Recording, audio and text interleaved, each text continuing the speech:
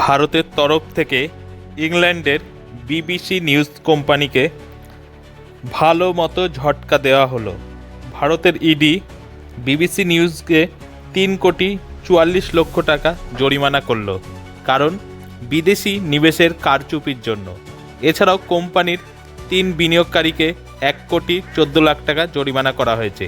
ED জানিয়েছে এই জরিমানা ভারতের বিদেশি বিনিয়োগকারীর নিয়ম লঙ্ঘন করার জন্য করা হয়েছে। 4 আগস্ট 2023 ইডি বিবিসির অফিসের তদন্তে যায়। সেখানে বিদেশি বিনিয়োগকারীর কারচুপি ধরা পড়ে। তারপরই এই পদক্ষেপ নেওয়া হয়েছে। এফডিআই ফরেন ডিরেক্ট ইনভেস্টমেন্টের নিয়ম লঙ্ঘন করেছে বিবিসি নিউজ।